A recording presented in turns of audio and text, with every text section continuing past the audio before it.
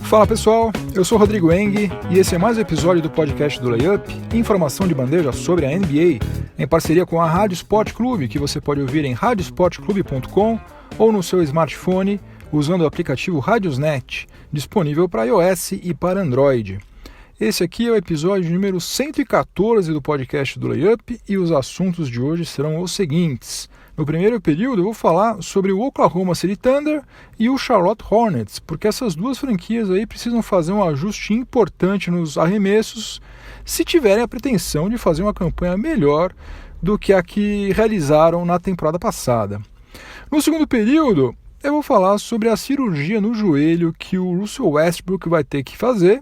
Aliás, eu acho que ele já fez. E com isso, o Dennis Schroeder deverá ser o titular do Oklahoma City Thunder muito antes do que todo mundo pensava, né? No intervalo, no quadro Enem da NBA, 3 questões sobre o Boston Celtics, que é um mar de rosas para qualquer pessoa que for tentar bolar um quiz sobre os Celtics. É uma maravilha, porque a história dos Celtics é riquíssima, riquíssima. Você pode fazer uns 300 quizzes só sobre Celtics, que assunto não falta. No terceiro período eu vou continuar falando indiretamente sobre os Celtics, mas por um motivo nada legal. O Jabari Bird não fez jus ao seu sobrenome na sua primeira temporada pelo Boston Celtics, nem dentro das quadras e muito menos fora delas, né? Porque o que esse rapaz fez? Ele está sendo acusado de ter estrangulado a própria namorada diversas vezes. Infelizmente, volta e meia, aparecem essas notícias policiais relacionadas à NBA. E no quarto período,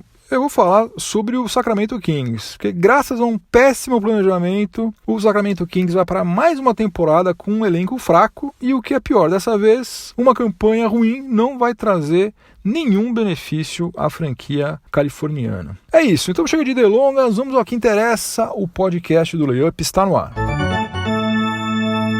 Todas as franquias, naturalmente, têm que melhorar em alguma coisa, né? Em alguma frente. Mesmo o Golden State Warriors, né, que é 3 vezes campeão nos últimos 4 anos, provavelmente está trabalhando para diminuir um pouco o número de turnovers, né, que na temporada passada foi meio alto. Só que 2 franquias em especial precisam fazer o mesmo tipo de correção e com urgência. Eu estou falando do Oklahoma City Thunder e do Charlotte Hornets. Como todo mundo está cansado de saber, a dificuldade de você fazer uma cesta é diretamente proporcional à distância que você está da cesta, né? Quanto mais perto você está da cesta, naturalmente, mais fácil fica você colocar a bola dentro do aro. É uma coisa meio óbvia, né? Por isso, estatisticamente, a melhor forma de você usar uma posse de bola é arremessando debaixo da cesta. Ou melhor ainda, se você conseguir, é enterrando. Então, se o seu time conseguir trabalhar a bola até alguém fazer uma bandeja, dar uma enterrada ou concluir uma ponte aérea, maravilha, esse aí é o melhor dos mundos. Só que na NBA, salvo algumas raríssimas exceções, ninguém encontra esse tipo de moleza com frequência, né? Por isso, em determinadas situações, já que o time vai ser obrigado a chutar de longe, vale mais a pena arremessar de fora da linha dos 3 pontos, né? Por motivos óbvios. É melhor você fazer 3 pontos do que 2, né? Lembrando que a linha de 3 pontos fica a 23 pés e 9 polegadas em relação à cesta. Isso aí corresponde a cerca de 7 metros e 23 centímetros. Para você ter uma ideia, na temporada passada, de todos os arremessos de quadra que foram realizados, 28,1% foram feitos a menos de 1 metro de distância da cesta. E 33,7% foram feitos de fora do perímetro. O Houston Rockets foi o time mais fora da curva nesse quesito aí porque eles chutaram 50,2% dos arremessos de quadra de fora do perímetro.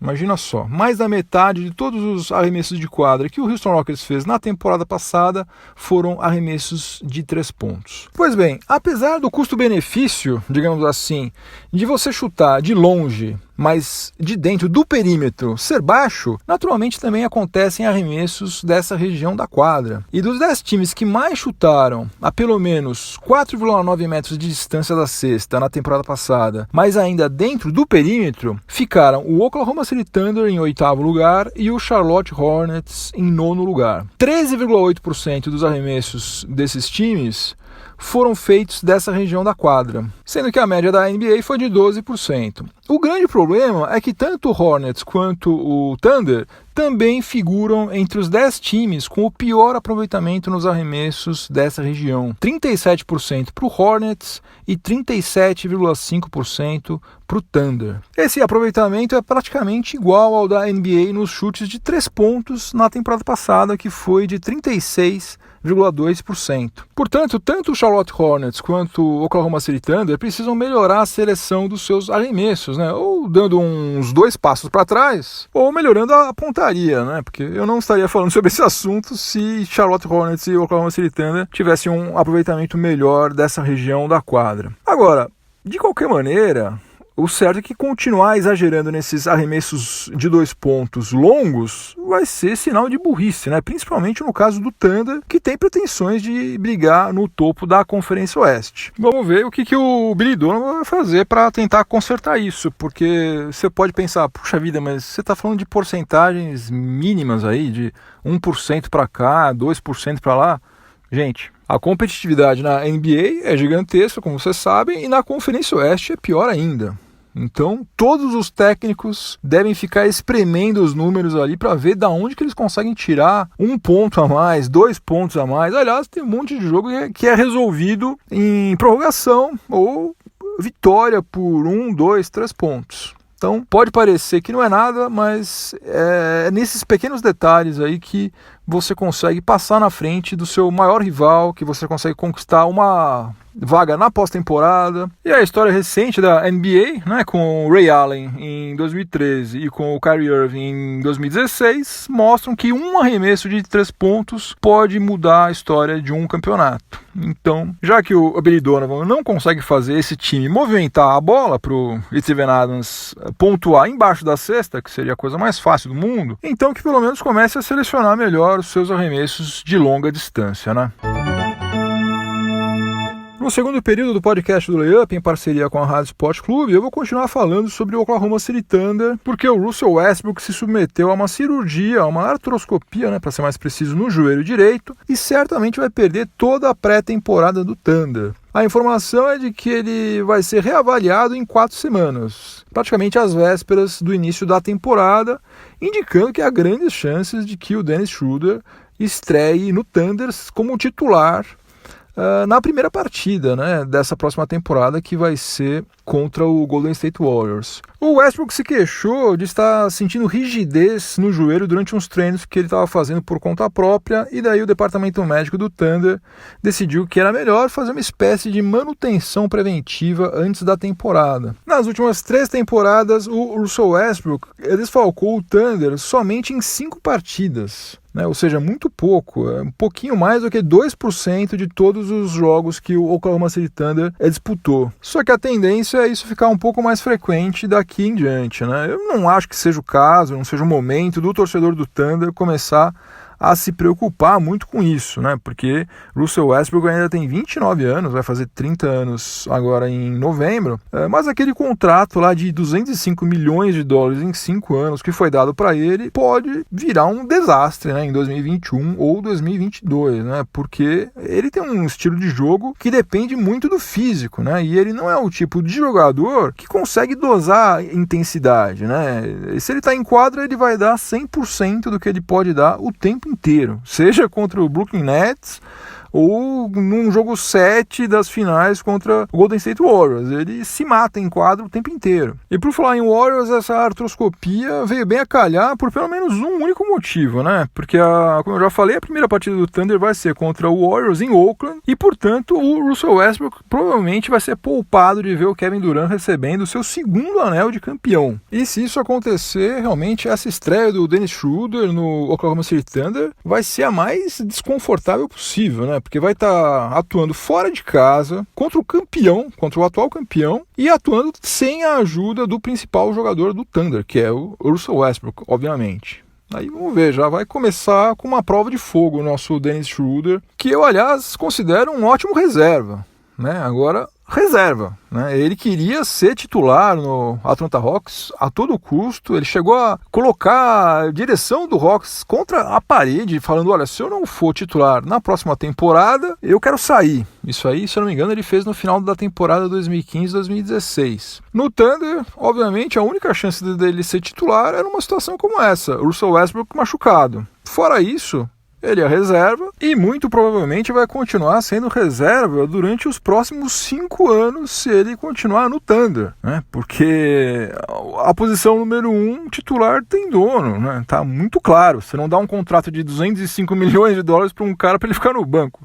Russell Westbrook não vai ficar no banco nunca. Ele tem que nascer de novo. Esse sim não fica no banco de jeito nenhum. Tem que morrer e nascer de novo umas 30 vezes para ele topar ficar no banco. Ainda mais no banco para Dennis Schroeder. Então vamos ver como é que o Dennis Schroeder vai lidar com isso, né? Espero que ele tenha maturidade aí para aproveitar da melhor maneira possível essa experiência de atuar ao lado de Russell Westbrook, que foi um ótimo mentor para o Victor Oladipo. O Victor Oladipo, né, que foi o Most Improved Player da temporada passada, fala abertamente que ele aprendeu demais treinando ao lado de Russell Westbrook e assistindo, vendo de perto Russell Westbrook jogar. Vamos ver se o Dennis Schroeder vai ter cabeça e vai ter maturidade, como eu já falei, para aproveitar essa chance.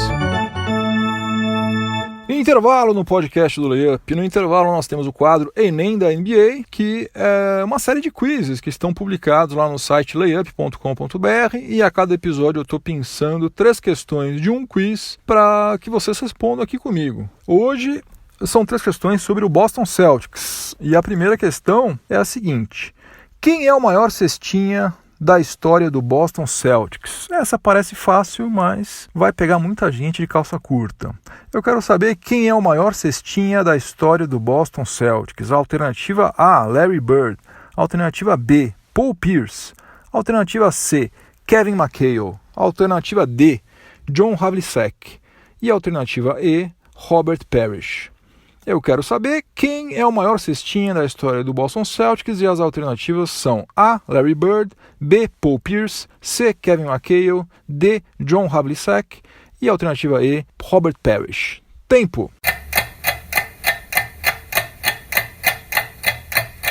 Quem respondeu a alternativa D, John Havlicek, acertou. Ele detém até hoje vários recordes do Boston Celtics, dentre eles o de cestinha, com 26.395 pontos. O Paul Pierce vem em segundo lugar, com 24.021 pontos. E o terceiro nesse ranking é o Larry Bird, com 21.791 pontos. Segunda questão do nosso Enem da NBA de hoje. Qual é a maior sequência de campeonatos conquistados de maneira consecutiva na história do Boston Celtics? Qual a maior sequência de campeonatos conquistados de maneira consecutiva na história do Boston Celtics? Alternativa A, 6. Alternativa B, 7. Alternativa C, 8. Alternativa D, 9. Ou alternativa E, 10. Todo mundo sabe que o Celtics montou aquele timaço nos anos 60, uma dinastia, uma verdadeira dinastia, porque ganhou vários títulos em sequência, mas eu quero saber exatamente quantos títulos de forma consecutiva o Celtics venceu. A, 6, B, 7, C, 8, D, 9 ou E, 10. Tempo!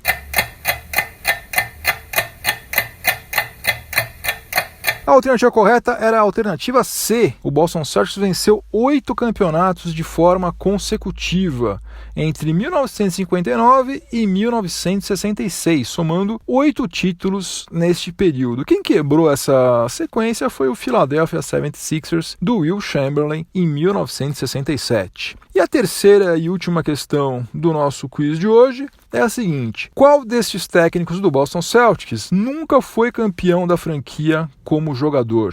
Qual destes técnicos do Boston Celtics nunca foi campeão da franquia como jogador? Alternativa A, Red Auerbach. Alternativa B, Tom Hanson. Alternativa C, Casey Jones. Alternativa D, Dave Cowens. Ou alternativa E, Bill Russell. Eu quero saber qual desses técnicos do Boston Celtics, todos esses foram técnicos, obviamente, qual desses técnicos nunca foi campeão da franquia como jogador. Alternativa A, Red Auerbach. Alternativa B, Tom Henson. Alternativa C, Casey Jones. Alternativa D, Dave Cowens. Ou alternativa E, Bill Russell. Tempo. A alternativa correta era a alternativa A, Red Auerbach. Red Auerbach jogou basquete universitário no final dos anos 1930 e início dos anos 1940, mas ele nunca atuou como jogador em nenhum time da NBA. Ele foi um mito, é considerado por muita gente como o melhor técnico de todos os tempos, mas ele nunca atuou como jogador. Portanto, ele nunca foi campeão como jogador do Celtics ou como jogador de qualquer outra franquia. E antes de encerrar o nosso intervalo, eu quero lembrar que tem um novo quiz publicado lá no Layup nessa semana, que tem como tema exclusivamente armadores. Vai lá, vai em layup.com.br e vê o que você sabe sobre os armadores da NBA. Começando agora o terceiro período do podcast do Layup, em parceria com a Rádio Sport Clube, e eu vou falar agora sobre um assunto bem desagradável, mas que a gente não pode ignorar e coincidentemente tem a ver com o Boston Celtics. Eu vou falar sobre o Jabari Bird. O Jabari Bird foi selecionado na 56ª escolha do draft de 2017 pelo Celtics e as referências a Larry Bird foram instantâneas, né? Só que apesar de terem o mesmo sobrenome, fisicamente não tem nenhuma semelhança entre eles e muito menos na qualidade técnica e menos ainda, a gente acabou de ficar sabendo agora recentemente, na questão de caráter. O Jabari Bird disputou somente 13 partidas na sua temporada de estreia na NBA, com média de 3 pontos em 8,8 minutos por partida. Uma performance que fica a anos-luz de distância dos números registrados como calouro pelo Larry Bird. Só que você comparar qualquer jogador com o Larry Bird seria extremamente injusto, né? Porque o Larry Bird é simplesmente um dos melhores jogadores de todos os tempos. Agora, fora das quadras, onde o Jabari Bird tinha plenas condições de se manter no mesmo patamar que você, que Larry Bird, que eu, que um monte de gente decente, que tem o mínimo de caráter, o Jabari Bird decepcionou demais. Ele está sendo acusado simplesmente de ter mantido a namorada dele em cárcere privado no apartamento dele, ter jogado ela contra a parede, ter chutado ela no estômago e ter estrangulado a moça várias vezes. Ela desmaiava por causa dos estrangulamentos e quando ela acordava, o Jabari Bird, que cara bacana, né, repetia a dose, estrangulava ela de novo até ela desmaiar novamente. Eu não consigo expressar em palavras o tamanho do desprezo que eu tenho por homens que agridem mulheres, né? Qualquer tipo de violência física, aliás, eu já acho um negócio imbecil, né? Agora, quando ela é cometida contra uma pessoa mais frágil, né, independentemente de ser mulher ou não, e contra uma pessoa que tinha uma relação de confiança com o agressor, daí é o supra-sumo da covardia, né? E tem que lembrar o seguinte, o Jabari Bird não é um cara qualquer, né? Ele é um atleta da NBA de quase 2 metros de altura, né? Não é uma pessoa normal, não é um homem padrão. O cara é um cara musculoso, grande, poderia facilmente ter matado essa moça aí que está hospitalizada. Enfim, ele obviamente vai responder criminalmente por esse combo de crimes absurdos nesses próximos dias e a NBA vai decidir qual atitude vai tomar em relação a ele, porque a liga tem um posicionamento muito rígido nesses casos de violência doméstica e tem até a prerrogativa de eventualmente anular o contrato dele com o Boston Celtics, o que a essa altura seria o melhor desfecho para a franquia de Massachusetts. Agora, como ele só tem 1 ano de contrato remanescente garantido e o valor é relativamente baixo, cerca de $1.600.000, é bem possível que o Boston Celtics prefira pagar já para ele esses $1.600.000 de uma vez e mandar ele passear. Vai procurar ajuda, vai se tratar, vai virar gente primeiro, depois algum dia, quem sabe, você volta. E com isso já liberar uma das 15 vagas lá do elenco do Celtics, porque a pré-temporada tá aí. Se eu não me engano, já tem jogo dia 28 de setembro. Logo já tem jogo da pré-temporada. E acho que já ficou mais do que provado que não vale a pena queimar uma das 15 vagas do Boston Celtics com um cara desse nível, né? Sendo que, como eu já falei aqui outras vezes, eu considero que o Boston Celtics tem tudo para estar nas próximas finais da NBA. nas finais de 2019. E o Jabari Bird certamente precisa muito mais do Boston Celtics do que o contrário, né? O Celtics, na verdade, não precisa do Jabari Bird para absolutamente nada. Absolutamente nada. Agora então, depois desses crimes aí horrorosos, menos ainda. Quanto antes se livrar desse camarada aí, melhor para todo mundo. No quarto e último período do podcast do Layup, em parceria com a Rádio Sport Clube, o assunto vai ser o Sacramento Kings. O Sacramento Kings não sabe o que é participar de uma edição dos playoffs desde 2006, quando também foi a última vez que a franquia fez uma campanha positiva. O Kings foi comprado pelo Vivek Ranadivé em 2013, né? Que é um bilionário, né, do mundo da tecnologia. E ao contrário de outros proprietários de franquia, ele é um camarada presente, é um cara que se interessa, tá quase sempre vendo os jogos. Enfim, por conta disso tudo, a gente tinha a ilusão de que ele iria colocar a franquia nos eixos, né? Só que 5 anos e 4 técnicos depois, o Kings continua no mesmo patamar de mediocridade de sempre. E agora vai entrar na temporada 2018-2019 com um elenco que tem apenas 4 jogadores experientes, né? Com uma experiência considerável. Zach Randolph, Costa Koufos, Iman Shumpert e Ben McLemore. 6 jogadores têm entre 2 e 3 anos de experiência na NBA e nada menos do que 8 ou são calouros ou estão indo agora para a sua segunda temporada na liga. E o pior de tudo, na minha opinião, é que não dá para a gente dizer quem é o melhor jogador desse time, né? Tem alguns jovens promissores, como o De'Aaron Fox, o Bogdanovic, o Buddy Hield e agora o calouro Marvin Bagley III. Mas pelo menos por enquanto, esse time aí não tem nenhuma estrela e não tem nenhum líder, né? É muito difícil encarar uma temporada da NBA desse jeito. E eu, sinceramente, não considero que Zach Randolph seja líder de nada lá no Sacramento Kings. Ele está fazendo hora e ganhando mais algumas dezenas de milhões de dólares antes de encerrar a carreira dele. Acho que ele não está nem aí para esse time aí, porque ele já percebeu que é tudo uma bagunça. Parece que o plano do Vlad Divac, que é o general manager do Sacramento Kings, é tentar reproduzir o sucesso do quase vizinho Golden State Warriors, né? Contrataram o Buddy Hield para ser o Stephen Curry do Sacramento Kings, que é um cara que mata a bola de 3 pontos pra caramba, e agora querem montar o elenco ao redor dele, com um monte de jogadores jovens que, em tese, vão atingir um potencial técnico acima da média no mesmo momento, e daí, então, vão fazer, né, quem sabe, do Kings um time competitivo. Agora, se a ideia é essa mesma, ficou faltando equilibrar o elenco com mais veteranos de qualidade que fossem capazes não só de passar a experiência para os mais jovens, mas também de ajudá-los a desenvolver um mínimo de competitividade, né? Porque o Kings só está tomando couro. Há anos, só toma couro.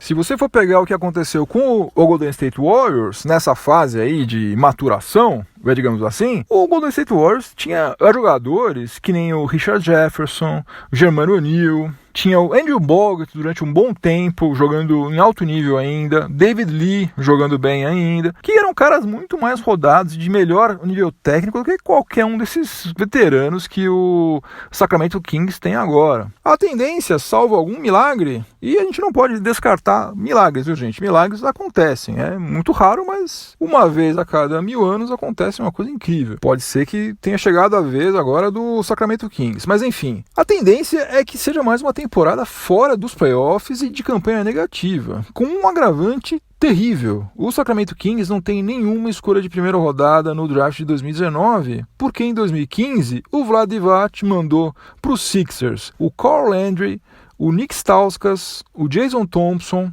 uma escolha de primeira rodada em 2017, que depois virou ninguém menos do que o Jason Tatum no Celtics, e uma escolha de primeira rodada em 2019, que é essa que eles não vão ter no ano que vem. E em troca, o Kings recebeu 2 jogadores europeus que nunca chegaram a atuar na NBA e a escolha de primeira rodada no draft de 2017, que acabou rendendo o De'Aaron Fox. Foi uma troca realmente maravilhosa, né? Agora, eu já tenho uma dificuldade tremenda para tentar entender, tentar decifrar que diabos o Vlad Divac está tentando fazer com esse time, e tenho um receio muito grande de que aconteça uma coisa na próxima temporada. Se acontecer essa coisa, daí eu vou jogar a toalha, eu vou desistir. Para mim, a NBA vai ter 29 franquias e o Sacramento Kings vai deixar a condição de franquia para virar o experimento do professor Aloprado. E eu confesso que eu tenho muito medo que isso de fato aconteça. E é o seguinte, eu tenho o grande receio de que eles vão deixar o Buddy Hield no banco outra vez, que o Buddy Hield não vai ser titular na próxima temporada. Se isso acontecer, eu desisto. Esquece, um abraço, 1000 perdões, mas eu não vou mais perder meu tempo tentando entender o que acontece com o Sacramento Kings. Fim de jogo, acabou mais um episódio do podcast do Layup. Antes de eu ir embora, vou deixar minha trilha sonora para o final de semana, como eu sempre faço. Eu geralmente indico músicas dos anos 60 e dos anos 70, mas hoje eu vou abrir uma exceção por um ótimo motivo. A música que eu vou indicar se chama Highway Tune, da banda Greta Van Fleet, que foi lançada como um single em 2017 e depois no álbum Black Smoke Rising do mesmo ano. Eu não conhecia essa banda até mais ou menos umas 3 semanas atrás, quando meu amigo Fabiano, também conhecido como Fabimano, me mandou um link do YouTube pelo WhatsApp perguntando com uma dose de ironia se o som dessa banda me lembrava alguma coisa. Olha, desde 1970 pelo menos, aparecem umas 300 bandas todos os anos tentando copiar o Led Zeppelin, sem sucesso nenhum, zero de sucesso, não chega nem aos pés. Não é o caso dessa banda Greta Van Fleet. Eles conseguiram fazer músicas originais, apesar de copiarem descaradamente o Led Zeppelin. É um fenômeno. É uma cópia, mas ao mesmo tempo eles são originais. O vocalista é um negócio absurdo. O que esse moleque canta é um negócio sensacional. E ele copia o Robert Plant em tudo, absolutamente tudo. E o mais legal de tudo talvez seja o fato de que, além deles serem todos moleques, 3 dos 4 integrantes do Greta Van Fleet são irmãos. 2 deles têm 22 anos, são os gêmeos, como é que eles se chamam? Josh Kiska, que é o vocalista, e Jake Kiska. O Sam Kiska é o baixista, ele tem 19 anos, e o baterista se chama Danny Wagner, só tem 18 anos de idade. Tocam que nem gente grande. Sem exagero, foi a melhor surpresa no âmbito musical que eu tive nessa década, fácil. Então ouçam Highway Tune do Greta Van Fleet. Se você estiver ouvindo este episódio em alguma plataforma de podcast, aproveite para avaliar positivamente o podcast do Layup, me dá uma força. E se você estiver ouvindo na Rádio Sport Clube, continue sintonizado por aí que vem mais informação esportiva de qualidade na sequência. Um ótimo final de semana para todo mundo, muito juízo, divirtam-se bastante, mas voltem todos inteiros e inteiras para casa, por favor. Semana que vem tem mais. Um abração, tchau, tchau.